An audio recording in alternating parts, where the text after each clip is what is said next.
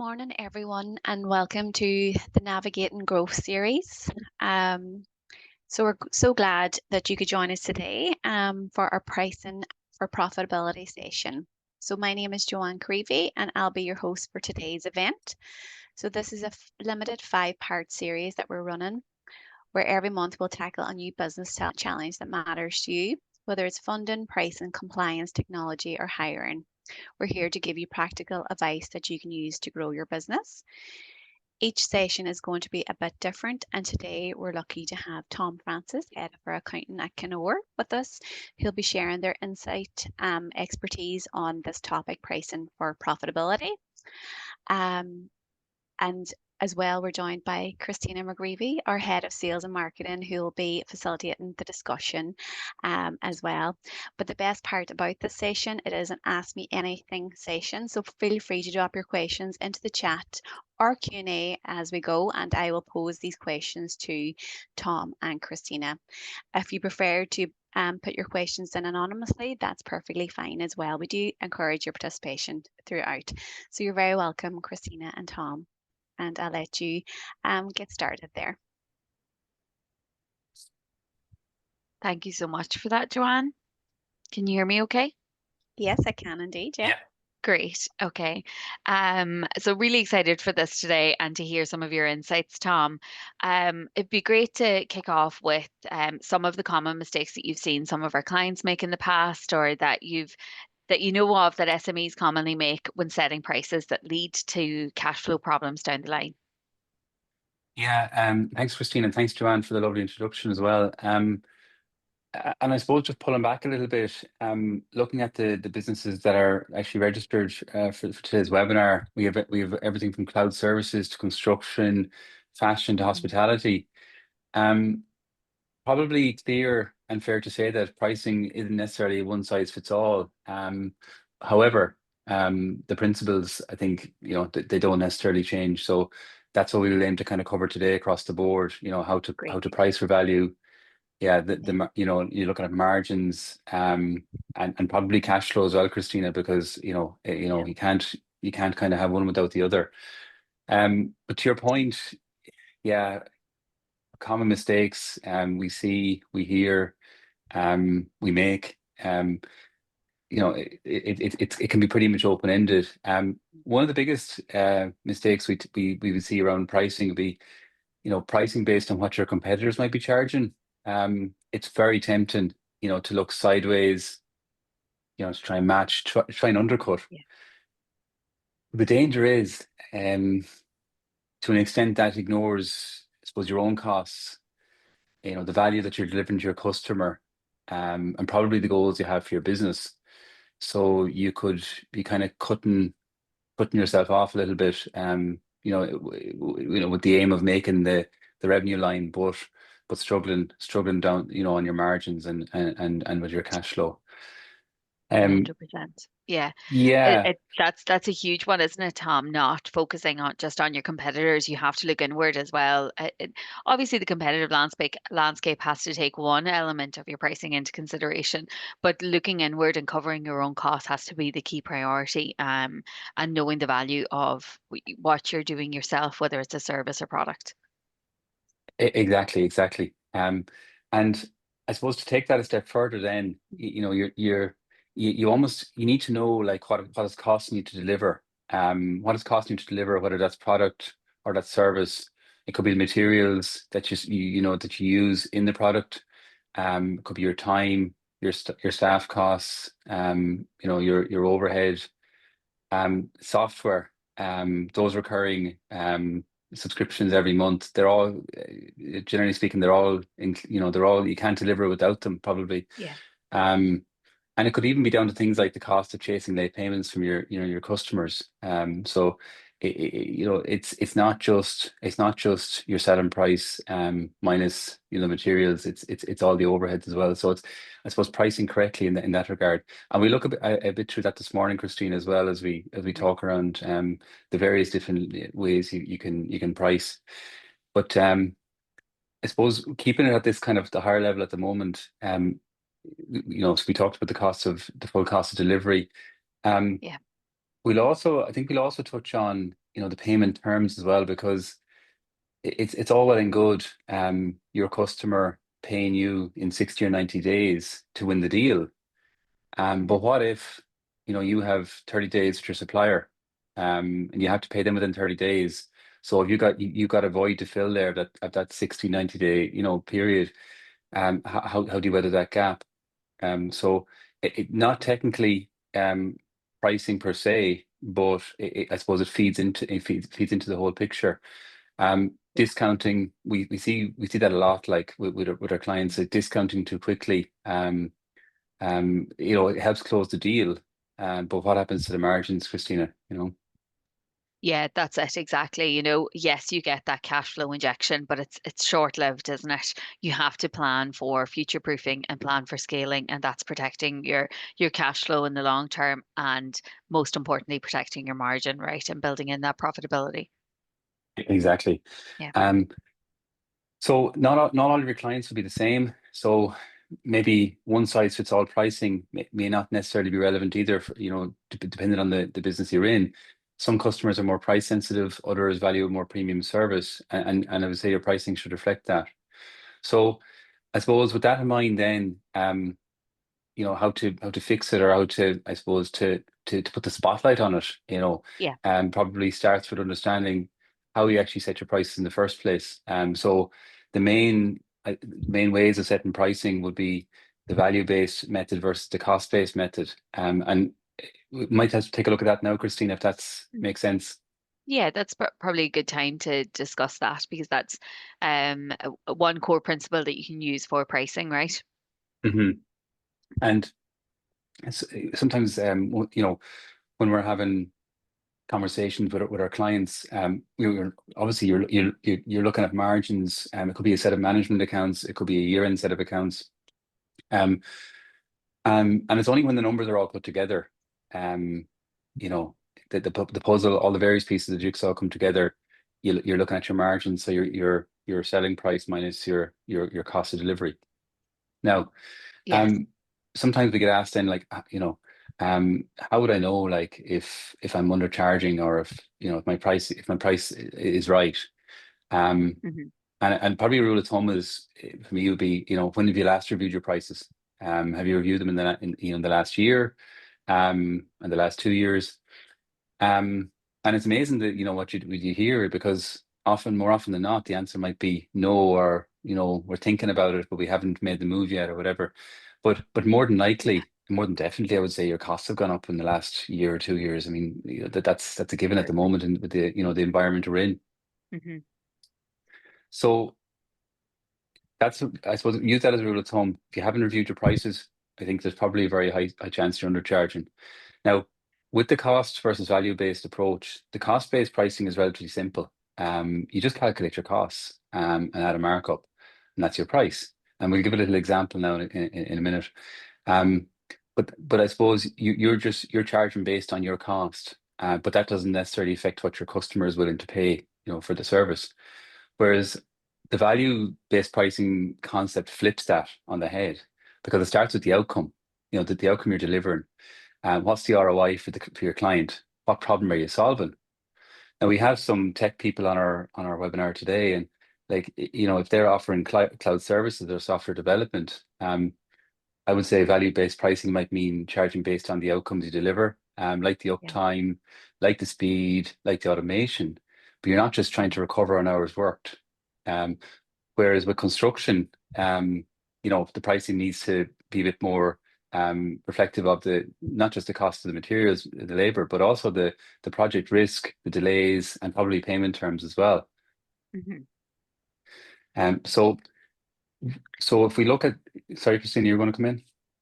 No, it really speaks to, as you say, Tom, as much as you can generalize pricing, Mm, everyone has to look at their specific industry and look at their cost base and make sure that they're covering that. But then also yeah, there's particular industries that can look at adding in that additional value that they're going to deliver, and that yeah. that it's probably a matter of having both prices and figuring out which one sits better with your customers and knowing what your bottom is as well, So you touched on discounting earlier, and it's if you're going below what that bottom is, then Yeah. losing money, which no one wants to be in a position just to increase cash flow. So if you do both of those exercises when you're going into pricing, base it on your value and base it on your costs, with a set margin, then at least you know what your bottom is, right? Indeed, and depending on the industry you're in, whether you're in the tech industry, the jewelry industry, every industry will have its own expected gross margins. So Yeah. yeah, and as you said, the bottom as well, like my net margin, like what is the norm for that industry, and how am I faring compared to that? Yes. That can be a wake up call a lot of the time as well when you're looking at your numbers. But Yeah. so when you're looking at cost-based pricing, then you need to know markup versus margin. Now, this sounds all pretty basic, but I think you have to get the basics right to get have the foundations in place there. Indeed. Most businesses would look at margin and they would say, well, look, what's your margin? So that's just your revenue. So let's say, for example, if I have 130 euro is my selling price, my cost is 100 euro, my margin is 30. And it's 23%, 30 over margin over selling price is my gross margin. So 23%. But I would often talk to business owners, and they'd be talking about making 30%, 30% or 40% or 50%, whatever it might be, depending on the industry.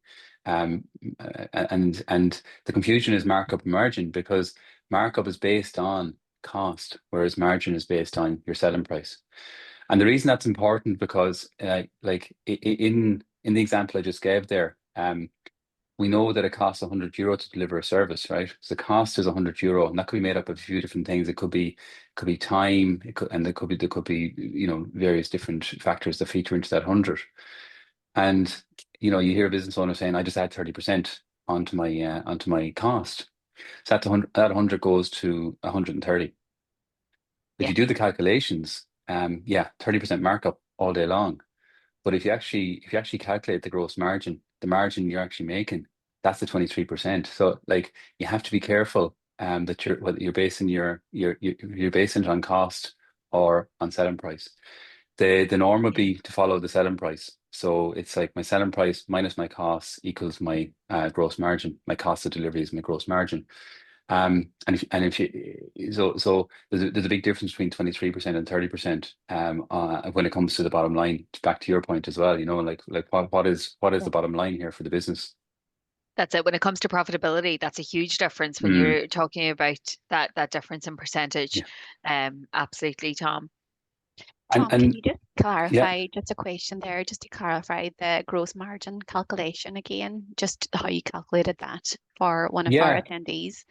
No problem at all. So I think the best thing I do is I just run back on that example, Yeah, Joanne, because thank you. so let's say, for example, my selling price is 130 euro. Okay, so 130 is what I'm selling to my customer. It's on my invoice. My cost of sales is 100. So 130 euro minus 100 equals 30 euro. So that's my gross profit. And to calculate the gross margin, then it's just that 30 euro, that's my profit, divided by my selling price. So 30 Okay, over 130. So when you're looking at a set of accounts or looking at your management accounts, they're the key numbers I would say you need to be looking out for, like in terms of, the health check on your business. What's is obviously my revenue growing? What's my gross margin, and what's my net margin as well? Uh, so hopefully that answers that question, Joanne. thank you, Tom, for that. No problem. So so we looked at the cost-based pricing, but there's also then flipping the model, which is the value-based pricing. And that really starts with the customer. So what's the outcome worth to them? Because that example we just Yeah. gave there with 130 euro on the selling price, if your service is helping a client save 1,000 euro a month or generate 10,000 euro in new revenue, then charging 130, you might be leaving a little bit of money on the table, That's because it. it's obviously worth a lot more to them. So I think for value-based pricing, it's understanding your customer actually, what their goals, probably what their pain points are, and the ROI to them, the return on investment. Yeah. And that probably puts you in a better position to, I think, achieve better margins and position with your customer as well. So like we have attendees here like who are involved in consulting and training. Like, so just check, are you basing your time on the transformation, your charge on the transformation you're delivering, or is it purely based on the cost of your time? And that's probably the main difference between cost based and value based pricing. And Yeah. Tom, we have a comment there from one of our attendees on the key to value-based pricing, or as we say, pricing with impact. We set prices that reflect the real value we deliver. Shark makes it practical by identifying value drivers, linking them to customer benefits and building trust. It's not about cost, it's about impact and outcome. That's what moves decisions forward. Yeah, and Yeah. I think that like feedback and to add to what you were saying, Tom, it all comes down to sort of where your positioning is in the market as Yeah. well, right? So you have to price based on your positioning and based Mm. on the impact that you're going to have on your client, as you say. So that fine balance between covering your costs and having a set margin on top of that, but also understanding your value-based pricing. And probably, everyone should come in somewhere in between both of those, those Yeah. that are positioned at more of a luxury stage absolutely are able to go closer to that value base. But it does come down to your positioning, doesn't it? And it depends on where you can sit within those areas. Absolutely. And I suppose number one is you got to cover your costs, Yeah, plus your margin. indeed. So I mean, assuming you're doing that under both methods, you got that box ticked, and it's Mhm. then it's from there then and that's a great example that was given there. So Yeah, very conscious of the value that point. they're delivering to their customer. Yeah, agree Mhm. with you there. Tom, Exactly. another one just on margins. Another point. Our margins are tight, but not sure whether that's due to pricing or operational inefficiencies. And how do you diagnose the problem there? How would you look? Is it pricing or is it operations? What would you look at first to kind of identify what is the problem in the business? Well, I suppose the first point is there's obviously an awareness in Yeah, that example of margins not being as good as they could be or should yeah, be, etc. Um, if you've ruled out, I suppose it's I suppose I'm not saying you're definitively ruled out, but you've looked at your pricing. You've looked at hmm your pricing. You're satisfied the pricing is right. It's fair. Fair is a big one actually as well, because yeah, that feeds into cost base and value base. My pricing's reasonable. It's fair. What's going on in the background here in the business? So is it a case that I'm carrying extra cost because I need to have capacity for future business? I'm carrying extra cost because I'm investing in R&D, could be the automation piece. Um, so I suppose you'd look at both. But we're assuming here that we're happy that the pricing is reasonable. Now, what we all know probably over the last year or so, it's very difficult to get um because the employment market's very difficult, and to get the right people at the right cost is very challenging for all businesses across the board. So it could be the fact that your cost base has just changed. It's shifted yeah, because of what's happening in the economy, in the greater economy. Sometimes that's outside of your control. So if your cost base does change, which you'd expect it would anyway, I would just make sure that that feeds back into your pricing, because again, if your pricing hasn't changed over the last year, but your cost base has, there's probably a combination of both. Notwithstanding any of that, there's efficiencies too. Like am I doing this the best way possible, or am I just feeding the cost base um that potentially there's other options on. Again, depending on the industry you're in, it might be possible to remove some cost, or reduce some cost through automation, or there could be things like there could be parts of the process that you're carrying out like that don't add value to the end customer, those non-value add tasks. How can you automate them or remove them? So I suppose like that question is a really good question. yeah. There's no good answer to it. Like there's lots of options and possibilities, and probably seers, but all factors that would need to be considered, I suppose, in in and you might not never get to the conclusion, by the way. You'll Yeah. always be tweaking to try and make things better. Yeah, and if someone has a comment there about like if your business is scaling, that could be a factor as well. Mm. And back to sort of your pricing model there. So they said as well as operational inefficiency isn't scale a factor here. If you are starting out, your cost depending upon your type of business will be more relative to the service you're providing as you progress. Hopefully, margins should hopefully improve as well. That's it, Yeah, exactly. I think as you scale, it definitely improves the margins. If you're kind of sometimes if you're trying to offer too many services or products, yeah, that can also damage the margin as well because you're trying to do everything. Whereas if you're focused in on, two or three or five mhm, offerings, at least you can scale that reasonably well. yeah, And the cost base then can kind of manage itself. So yeah, sometimes you have to spend before you get it in. yeah, At the start, you absolutely do. We talked about having capacity there to scale. But there comes a point then where you don't want to be you want to kind of be carrying optimum capacity as opposed to tons of it. yeah, And if you are carrying capacity, okay, then you might need to find a way to fill it, or remove the extra capacity as well. So again, there's no wrong answer here. I think it's just I think things to think about, maybe more so than anything else. yeah. No, that's great. And thanks so much for your feedback as well to our attendees. Tom, there's a question there that was submitted. How to price for wholesale versus retail. If you can kind of give any advice on that to kind of how you make the difference between the two. Pricing for wholesale versus retail. Well, uh, generally speaking, if you're selling to, like, it's B2B versus B2C, I suppose, if you pull right back from it. Yeah, Um, so what in my experience anyway, selling B2B, it tends to be lower margins when you're selling B2B, like for let's say for a resale, as opposed to selling to an end customer. Um, so, like, let's say, for example, we have a business that's involved in stocking. It could be just a wholesaler. You might be selling for a little bit less, but what I would say is your cost base should be lower as well, Joanne, because yeah, you don't have the costs of retail units, exactly. and everything that comes along with that as well. It might be adjusted levels of risk as well, so you can afford to sell things a little bit cheaper and bulk, and you're selling more in bulk as well.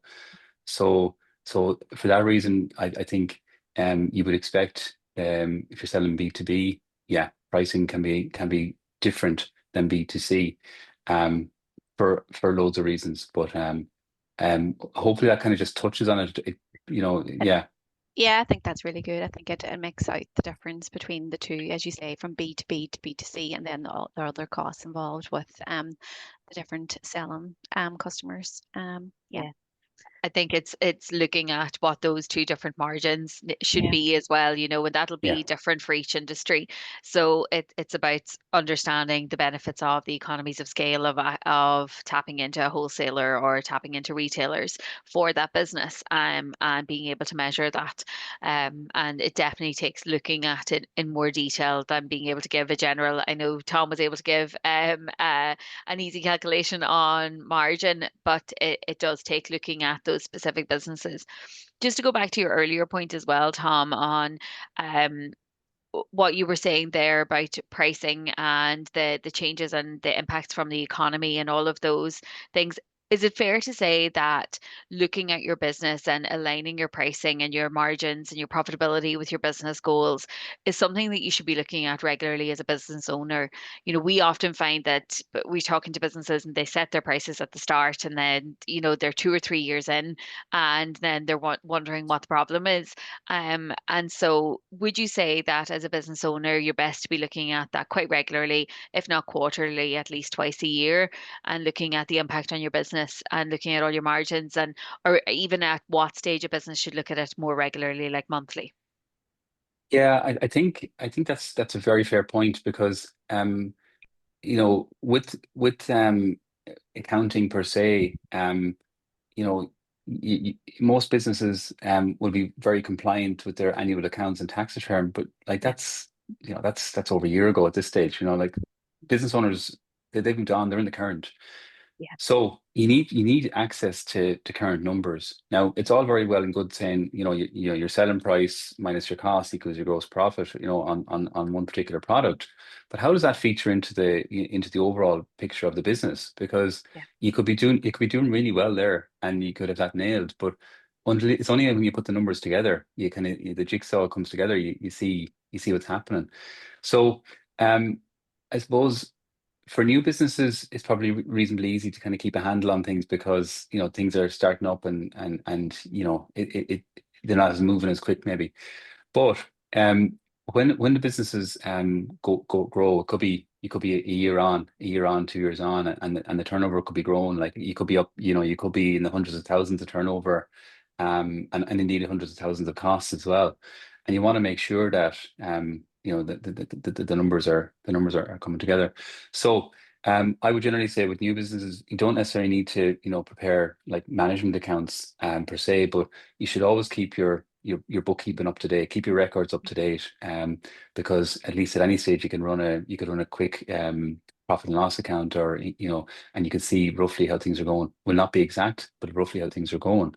Um, Most business owners they'll look at the bank account as opposed to the profit and loss and see, look, there's enough money there, we're fine, but you can be profitable on paper and still run out of cash. And alternatively, you can have strong cash flow but be unprofitable, and it's a mind warp, like even thinking that. Um, so what I would say is, established SMEs need monthly management accounts, and it could be like, let's say if you're a million plus in turnover, I would say you gotta be doing monthly management accounts, because what got you to there won't get you, what got you to here won't get you to there. Yeah. If you're a little bit, if the numbers, if you're a little bit below that, you could work certainly on quarterly management accounts. And I remember having a conversation with a business owner recently, and the turnover was, probably 10 million plus, and quarterly management accounts. And I expressed my um, um, Concern. disbelief, that Yeah. and unhappiness that's what was Yeah. that's what they were working with, because they were Yeah. making decisions in 3 months, probably 4 months after the event. You need to be in the Yeah. current. Um, so again, I suppose what best suits your business, but the key in all this though is probably setting a budget at the start of the year, like what you're expecting in terms of sales or costs and profit, Yeah. and having that broken down into monthly and into monthly tracker, and tracking it every month to see how things are going, because that ultimately is the key. Like, so where I set out to be when I plan to Mm. hire, how is that flowing? Does that timing need to be adjusted given what the reality is, which is actually what's happening, as opposed to what I set in my budget? So Yeah. I didn't answer. I'm not sure if I answered it directly, but again, there's lots to consider, Christina. Yeah. There is, yeah, and Yeah. ultimately it's about not necessarily even, depending on the stage of business that you're at. Yes, as you Mm, say, if you're in the multi-millions, you have to be looking at your business on a monthly basis and taking that time to assess the performance of the business. But for any of those that are joining us that are at that early stage as well, it's just important to take time to assess, to look at your business, look at your competitors, review your positioning, review your costs, understand your profitability and your margins, because setting a price and not looking at it again and just keep going, looking at your year-end accounts isn't going to give you that information. You need to be making decisions way before that. Otherwise, you could end up, we've seen businesses that have come to a halt that had so much potential, Tom, but just yeah. ran out of cash from not taking the time to look at their business, right? Yeah, and that's kind of the whole concept of working on the business versus working in the business. So many Yeah. new business owners will be working in the business, Mm. and that has to be done for a period. But then you have to be able to come back out of the weeds a little bit and work on the business. And working Yeah. on the business is exactly as you described, Christina. It's making sure that the pricing strategy is right, making sure the sales strategy is right, and Yeah. and the whole picture makes sense. So I think that's a Yeah. great point. Yeah. And tying into your business goals, Mm, that's so important, right, Tom? Yeah. yeah, I like that, exactly. working on the business instead of in the business. Yeah. So if that's hopefully a takeaway for everyone that's on. I think that's really helpful. Will we have time to go to one more question, or will we finish up, Tom? I would say go Sure. for. Yeah. Yeah. Shoot the question at him, Joanne, when we have him here. We might keep him another minute. Mhm. No worries. There's one here that was submitted. How to best research service rates in the market to remain competitive. I suppose you kind of covered that anyway, on the price and the pricing models. There's one here. What are your thoughts on repeat business lifetime value, assuming this should Mm. not be considered in pricing if it's not guaranteed? Yeah, I mean, what is guaranteed? That's the Yeah, question. I would say, lifetime value is really important actually, yeah, because think about what it costs to acquire a new customer. yeah, So if it costs €500 to acquire a new customer between your sales and marketing time, your onboarding time, and everything else that, all those associated mhm, costs, the hidden costs, yeah, um, are you taking on a customer that it's costing you €500 to take on for a fee of, €1,000 or for €1,500? Yeah, it's just a question. I think lifetime value is really important actually. And depending on your industry, like lifetime value could be 5 years, it could be 10 years, everything's different. Um, Mhm. and it all could feature back into, maybe a contract you have with your customer as well. Like, so if you're getting a deal that will allow your business to grow and scale, that could feature into the pricing as well, assuming you can kind of keep the costs under control as well. yeah. Yeah, I think Great. that's a really good point, Tom, is that the most important thing to factor into that is your cost of acquisition.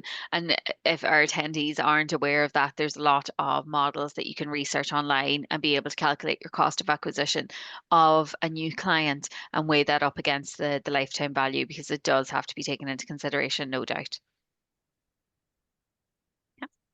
That's great. Thank you so much to you, Tom, for sharing your expertise on the topic, and Christina as well for adding your insights, and as well to your attendees who have provided feedback and all the questions in today's session. So I hope you've enjoyed it and you have key takeaways. If there is any further questions or follow-ups, do get in touch. My email is joanne@canor.com. Just a reminder that this is a limited series and we will be running one each month. So keep an eye on our website, and we'll also share the new series that's coming out next month as well. But thank you so much, and I hope you have a great day, and we hope to see you in next month's session. Thank you Thanks, all. Joanne. Bye bye. Thank Thanks, you Tom. now. Bye Bye. bye. Bye now.